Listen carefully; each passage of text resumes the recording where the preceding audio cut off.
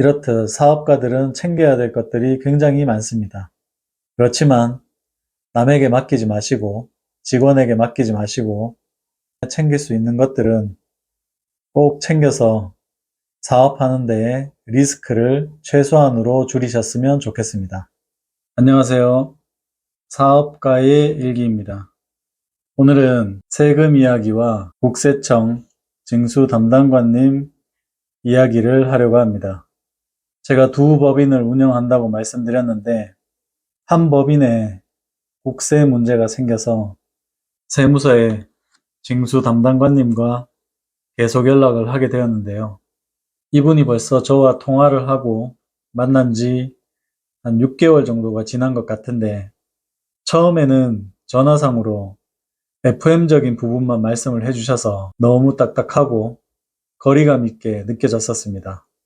그런데 제가 한 번, 두 번 직접 방문을 해서 상황에 대한 이야기를 하고 의지를 보여드리니 그분도 조금씩 마음을 열기 시작했던 것 같습니다.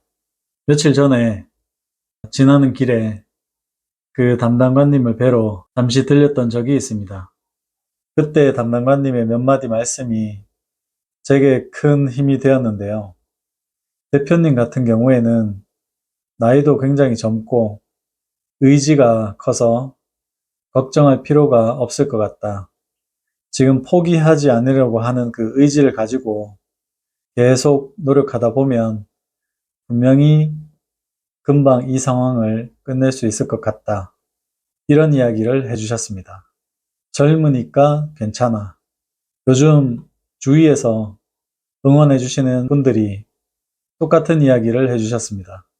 정말 맞는 말인 것 같습니다. 아직 저는 젊고 의지도 강하고 앞으로 나아가야 할 하루하루의 나날들이 엄청나게 많이 남아 있습니다. 그리고 이런 말씀도 하셨습니다. 애초에 법인 주식을 세금 회피의 목적으로 주주 분산을 시켜놓는 꼼수를 썼다면 그 회사는 지금과 다른 상황으로 어떻게 해서든 성장할 수 없는 회사가 되었을 거다. 대표님의 경우에는 가족 이름으로 이 회사를 꼭 성장시키겠다는 의지와 그리고 목표가 있었기 때문에 과점주, 가족 위주의 주식을 보유하고 있었던 것 같다. 그래서 그때 과점주를 해놓은 것에 대해서도 너무 아쉬워할 필요가 없다. 어쨌든 이래나 저래나 지금 상황은 똑같지만 징수 담당관님이 하시는 말씀이 이렇게 한번 경험을 겪고 나면 세금에 대한 생각이 달라질 테니 앞으로 사업을 할 때 큰 도움이 되겠다는 말씀을 해주셨습니다. 이 연세가 조금 있으신 징수 담당관님과 이야기를 하면 그분 목소리와 표정 그런 것들이 정말 차분하게 마치 제가 아는 친척분과 이야기하는 듯한 기분이었습니다. 일면식도 없이 법인을 운영하며 세금 문제가 생겨 만나게 된 인연이지만 이분이 저를 보았을 때 그리고 제가 이분을 보았을 때 서로 직접 만나서 몇 번 대화를 하다 보면 서로에 대한 진정성이 느껴지지 않나 이런 생각이 듭니다.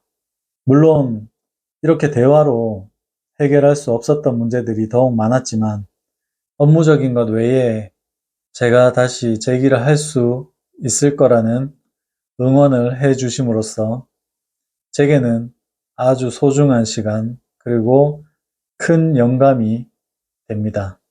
저는 이번에도 세금을 꼭 갚을 거라는 약속을 하고 왔습니다. 그에 대한 응답으로 담당관님은 최악의 상황으로 닿지 않도록 서로 소통하면서 연락을 계속하면 좋은 결과가 있을 거라는 이야기도 해주셨습니다.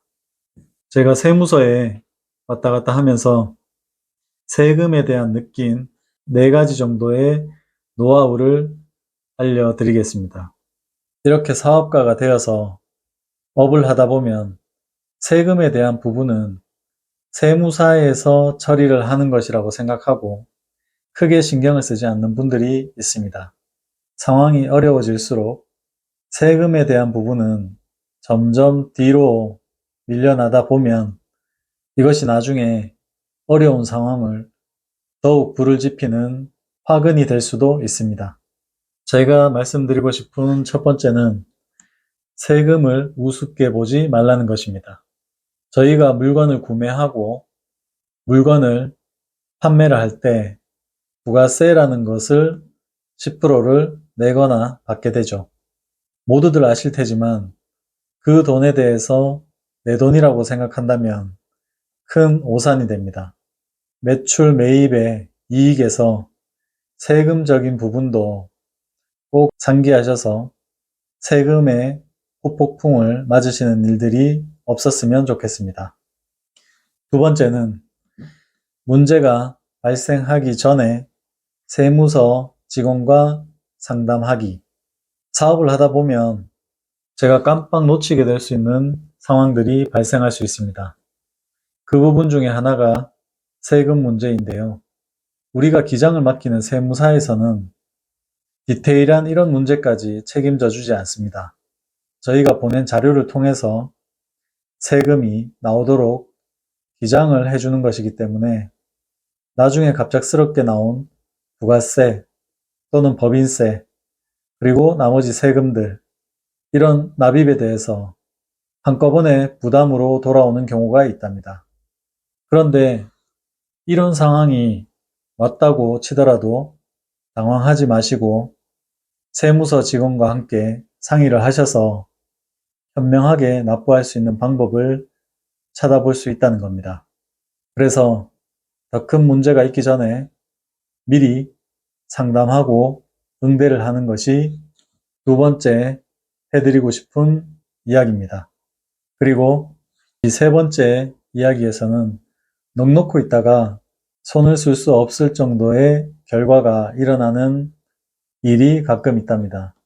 그 중에 하나가 어떤 계좌를 압류당한다든지 계약건에 대한 압류를 당하든지 그리고 최악의 상황으로는 주식 보유에 따른 개인적으로 2차적인 납세 의무에 대한 후폭풍을 맞을 수 있습니다. 그렇기 때문에 미리미리 준비를 해야 된다는 이야기를 했습니다. 마지막 최악의 상황까지 넉넉고 그냥 있기보다는 꼭 담당관들과 소통을 계속하셨으면 합니다. 그래야 작은 것으로 막을 수 있는 구멍을 큰 것으로 메꿀 수 있는 상황까지 가지 않습니다. 그리고 마지막 네 번째는 내가 세금에 대한 해결을 하려고 하는 의지를 보여줘야 됩니다. 제가 경험을 해본 결과 세무서에서 마지막으로 취할 수 있는 행동을 하기 전에 전조 메시지들을 보내게 됩니다. 월 초에 또는 중순쯤에 담당관들이 세금 부분에 대한 메시지를 지속적으로 보내는데 거기에 대한 응답이 없이 계속해서 무시를 하거나 전화를 회피하는 등의 행동을 하게 되면 지금보다 더 악한 상황이 일어날 수 있습니다.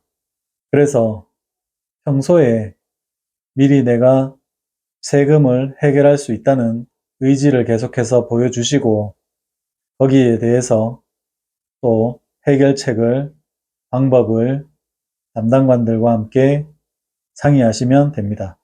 어떻게 보면 이런 것들이 당연한 것일 수도 있지만 사업을 하다 보면 이런 중요한 부분을 놓치는 순간들이 굉장히 많게 됩니다. 우리가 알면서도 알지 못하는 것들이 많다는 이야기를 자주 듣게 됩니다. 그렇듯이 세금에 대해 대표가 조금 더 공부하시고 흘러가는 내용도 파악하셔서 최악의 문제로 닿는 일이 없었으면 하는 마음으로 이 영상을 남기게 되었습니다. 이렇게 사업을 하다 보면 세금에 대한 문제는 언제든 일어날 수 있는데 국세청이라든지 세무서라든지 담당자들 이런 좋은 인프라를 잘 관계를 맺으셔서 제가 하는 사업에 꼭 도움이 될 수 있도록 만드는 것도 대표자의 역할인 것 같습니다. 또 제가 사업을 하면서 앞으로는 세금에 대해서도 생각을 달리할 것 같습니다.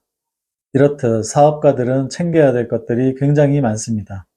그렇지만 남에게 맡기지 마시고 직원에게 맡기지 마시고 챙길 수 있는 것들은 꼭 챙겨서 사업하는 데에 리스크를 최소한으로 줄이셨으면 좋겠습니다.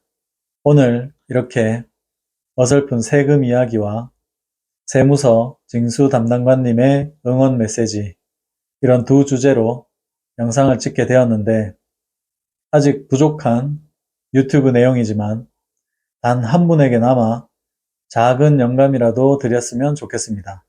오늘도 고생하셨고 내일도 그리고 그 다음 날도 선물 같은 하루 되시길 바랍니다. 힘내십시오. 파이팅!